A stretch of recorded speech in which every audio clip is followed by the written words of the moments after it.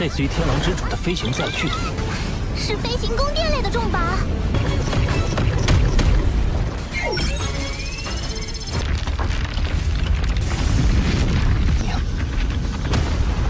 跨海与创造，神力。不过，回宇宙，实力大增。以人类本体也会十分缓慢，人体。而之后的神力会在施展10次后。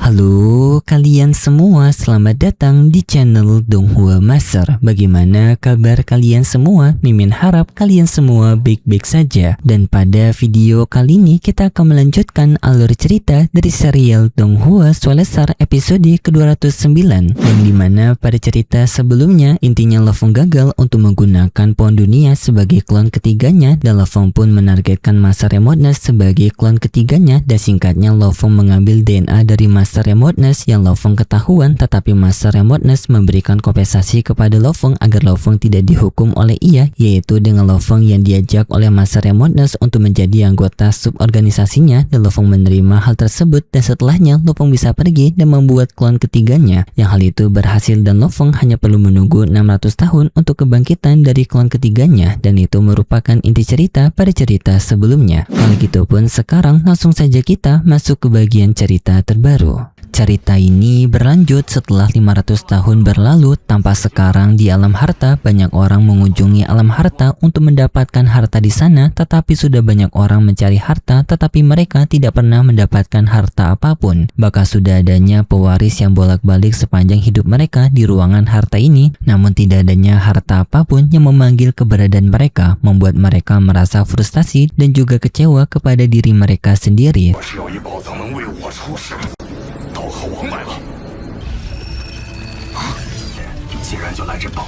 Tetapi di tengah pemburuan harta itu, mereka dibuat kaget karena mereka merasakan adanya aura kekuatan hebat yang melewati mereka, dan ternyata itu berasal dari Lofeng. Dan di sana pun mereka dibuat kaget karena Lofeng yang telah lama menghilang selama 500 tahun dan kini ia muncul dengan kekuatannya yang telah meningkat. Dan juga mereka merasa tertarik karena Lofeng yang baru saja muncul setelah ia retreat selama 500 tahun, dengan ia langsung berada di alam harta ini, seperti ia terlalu percaya diri untuk mendapatkan harta di alam harta ini. Kaisar Feijuang juga melihat Lofeng yang mencoba untuk mencari harta karun, dan di sana ia bersama dengan rekannya merasa penasaran apakah Lofeng mampu untuk mendapatkan panggilan harta di alam harta ini. Dan sedangkan untuk Lofeng, kita mendapatkan ringkasan dari Lofeng yang dimana Lofeng sendiri selama 500 tahun telah berlalu ia melakukan pelatihan mandiri, yang pelatihan tersebut mendapatkan peningkatan kekuatan dari hukum kosmiknya Lofeng. Dan sekarang Lofeng hanya perlu menunggu 100 tahun lagi untuk kehadiran dari klon ketiganya, dan juga melihat apakah ia sekarang bisa mendapatkan harta karun di alam harta ini. Dan baru setelahnya Lofeng bertekad untuk melakukan terobosan ranah Undying. Mantap cuy, akhirnya sebentar lagi Lofeng bisa menjadi Undying sebenarnya. Lofeng pun setelahnya mencoba untuk memeriksa setiap gunung harta karun untuk bisa melihat apakah ia mendapatkan respon dari gunung harta karun itu.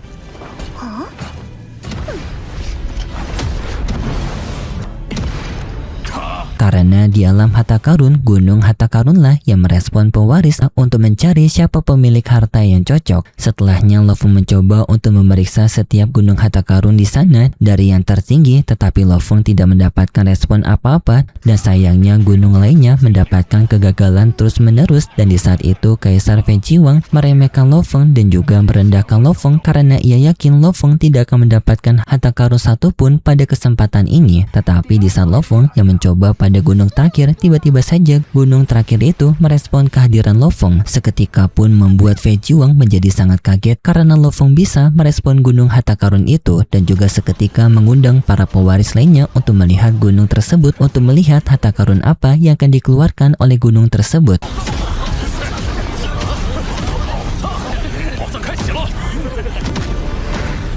Tetapi Fei Jiwang di sana masih berpikir kalau itu bukan Lo Feng yang merespon Gunung Harta Karun, dan ia yakin bahwasanya pewaris lainnya lah yang telah merespon Gunung Harta Karun itu dan bukan Lo Feng. Dan di sana juga tampak adanya pewaris lainnya yang juga berada di gunung itu, dan mereka masing-masing mengira bahwasanya mereka lah yang telah membuat gunung itu aktif. Tetapi tak lama kemudian tiba-tiba saja Danau Aurora merespon dari Gunung Harta Karun tersebut juga, dengan Aurora turun dari atas udara dan mengisolasi Gunung Harta Karun tersebut untuk memisahkan mana yang terpilih dan juga mana yang tak terpilih. Dan di sana ternyata para pewaris lainnya mereka justru diusir dari Gunung Harta Karun itu, dan hanya menyisakan Lo Feng seorang diri yang menandakan bahwasanya Lo Feng lah yang menjadi pewaris penerima harta karun tersebut. Dan setelahnya Lo Feng mendapatkan cincin harta karun, yang di dalam cincin itu adanya harta karun warisan yang telah dipersiapkan untuk Lo Feng. Lo Feng memeriksa cincin itu, dan di dalam sana Lo Feng mendapatkan harta karun berupa kapal istana, yaitu sebuah pesawat luar angkasa yang berukuran sangat besar yang sampai 2 kali dari ukuran planet bumi. Dengan di sana Lo Feng juga menyadari kapal istana ini merupakan kapal yang mirip dengan harta milik dari Master of Skywolf, yaitu istana sejati. Babata juga memberikan penjelasan kepada Lo Feng mengenai kapal istana ini yang memiliki nama sebagai Dragon Silver Phantom Ship, yang pemilik sebelumnya adalah Universe Master yang bernama Master Wayne.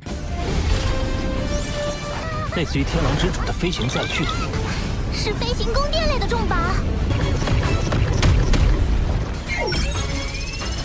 Yang Babata juga yakin kapal ini akan menjadi harta yang sangat membantu bagi Lo Feng sebelum Lo Feng menguasai harta dari Menara Bintang, yang kapal ini juga mereka beri nama sebagai kapal galaksi. Tetapi di saat mereka ingin mencoba mendapatkan akses dari kapal itu, tiba-tiba saja akses mereka ditolak karena ternyata pemilik sebelumnya dari kapal ini membuat sebuah sandi, dan di sana mereka sedikit mendapatkan petunjuk, tetapi Babata tidak terlalu mengetahuinya, dan mereka pun memutuskan untuk bertanya kepada Master Kota Primal. Master Kota Primal menerjemahkan petunjuk kuno tersebut, yang di sana Master Kota Primal singkatnya mendapatkan petunjuk bahwasanya pemilik dari kapal istana itu merupakan Universe Master yang dikenali oleh penguasa Kota Primal yang memiliki nama sebagai Reading Wind, yang ia merupakan dewa binatang bawaan yang terlahir semenjak sekolah dewa leluhur terbentuk sebagai dewa binatang langsung, yang artinya ia merupakan asal-usul dari teknik dewa binatang, yang merupakan pejuang Universe Master yang kuat. Tetapi sayangnya karena ia merupakan dewa binatang bawaan, semua esensi pada tubuhnya mengandung esensi hukum kosmik yang sangat murni. Jadinya setiap bagian tubuh dari Master Wind mengandung esensi kosmik murni, dan hal itu menjadi incaran dari para pejuang lainnya di alam semesta. Dan hal itulah yang membuat Master Reading Wind menjadi buruan dari para Universe Master lainnya, yang singkatnya pun ia telah berakhir dengan menjadi harta karun dari setiap bagian tubuhnya. Yang juga contoh lainnya, Master Kota Primal memberitahu bahwasanya kristal Sueluo yang Lo Feng miliki juga berasal dari darah dewa binatang bawaan yang telah tewas, dan Lo Feng juga telah merasakan sendiri bahwasanya kristal Sueluo itu memang mengandung kekuatan kosmik murni yang dapat untuk meningkatkan gen manusianya Lo Feng. Penguasa Kota Primal memberikan nasihat dari sejarah Master Reading Wind bahwasanya makhluk-makhluk kuat memang menjadi target dari makhluk kuat lainnya untuk bisa memperebut dan juga memperkuat kekuatan masing-masing dari para makhluk tertinggi, dan ras manusia juga bisa berakhir seperti itu. Jadinya penguasa Kota Primal memperingatkan kepada Lo Feng untuk menjadi kuat, karena Lo Feng juga merupakan pilar dari ras manusia, dan penguasa Kota Primal tahu kalau Lo Feng sebentar lagi akan menerobos ranah Undying. Jadinya penguasa Kota Primal menyarankan kepada Lo Feng sebelum Lo Feng menerobos ranah Undying, Lo Feng lebih baik meningkatkan gen tubuh manusianya sampai di level tingkatan 100. Itu merupakan batas alami yang dapat ditingkatkan menggunakan jalur eksternal, yang penguasa Kota Primal membantu Lo Feng dengan memberikan darah dewa binatang, yang dimana darah dewa binatang ini merupakan versi yang telah diolah dari kristal Sueluo, yang membuat darah dewa binatang akan lebih mudah diserap oleh tubuh manusia Lo Feng. Dan penguasa Kota Primal yakin bahwasanya Lo Feng akan bisa untuk meningkatkan gen tubuhnya melampaui tingkatan 100, karena Lo Feng memiliki bakat yang tidak dimiliki oleh ras manusia biasa. Lo Feng menerima nasihat dari penguasa Kota Primal, dan setelahnya singkatnya 100 tahun telah berlalu, dan kini tubuh klon ketiganya Lo Feng akhirnya telah lahir.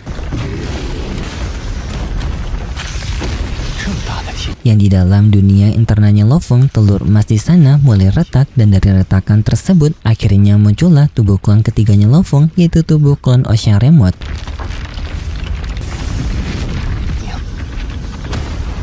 yang di sana Lo Feng juga dibuat lega karena tubuh klon ini ternyata tersusun atas daging dan juga darah, yang artinya bisa untuk mempelajari dari teknik 9 volume kekacauan. Lo Feng menjadi sangat senang melihat tubuh Ocean karena Lo Feng yakin tubuh Ocean ini akan menjadi pinjakan yang besar bagi dirinya untuk bisa tumbuh menjadi sosok yang sangat kuat. Lo Feng memeriksa ingatan dari tubuh Ocean yang di sana Lo Feng mendapatkan 2 teknik bawaan dari tubuh Ocean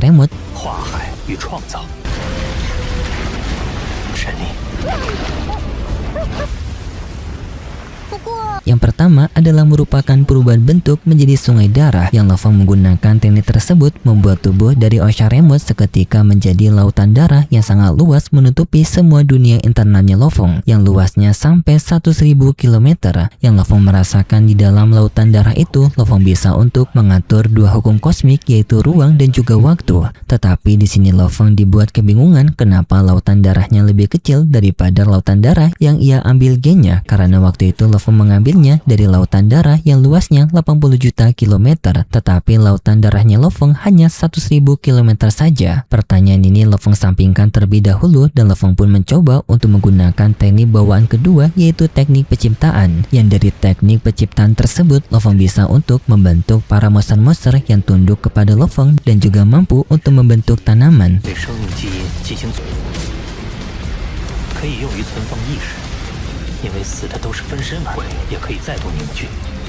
Tetapi di sini juga Lo Feng mampu untuk membentuk tubuh lainnya dari Ocean yang artinya di sini Lo Feng memiliki 2 tubuh Ocean. Tetapi sebelum itu Lo Feng ingin untuk meningkatkan seluruh dari gen klonnya yaitu tubuh tanduk emas, tubuh manusia dan juga tubuh Ocean.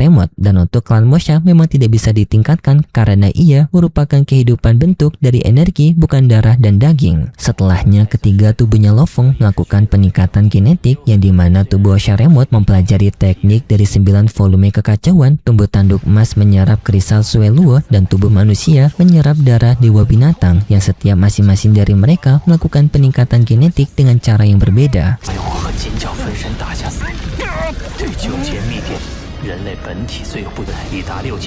Singkat cerita, tubuh manusia dan juga tubuh tanduk emas berhasil melakukan peningkatan genetik dengan tubuh tanduk emas mencapai 6400 kali lipat peningkatan genetik, dan sedangkan tubuh manusia mendapatkan peningkatan 3000 kali lipat genetik. Tetapi bagi Lo Feng hal ini sudah sangat cukup karena peningkatan ini bahkan sudah melebihi peningkatan genetiknya dari Fei Jiwang yang hanya 2000 kali lipat genetik. Babata sangat yakin jika Lo Feng sekarang menerobos ranah Andying, maka Fei Jiwang bukan lagi menjadi tandingannya Lo Feng. Dan untuk peningkatan genetik yang paling besar adalah tubuh Ocean yang ia mencapai 10.000 lebih dari peningkatan gen kehidupan.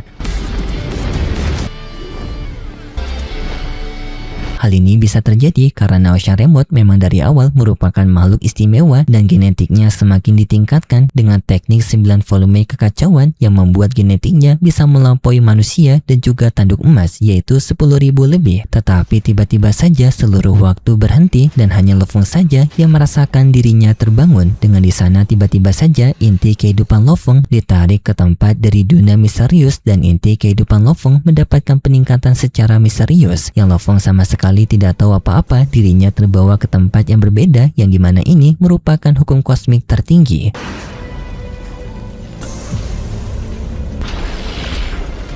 Dan hukum kosmik tertinggi memberikan hadiah kepada Lo Feng berupa teknik baru yang setelah Lo Feng mendapatkan hadiah itu, Lo Feng kembali tersadarkan diri dan di sini Lo Feng merasa kebingungan apa yang telah terjadi kepada dirinya.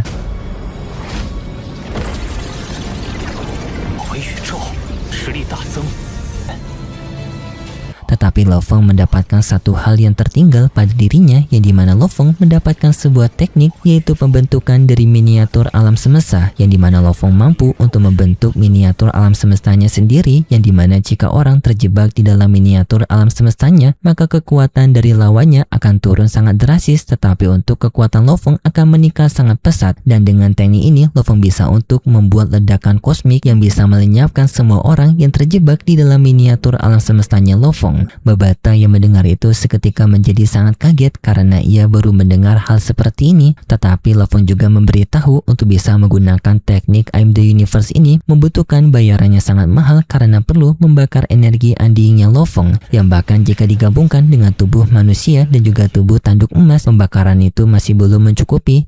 以人类本体也会十分缓慢，人体。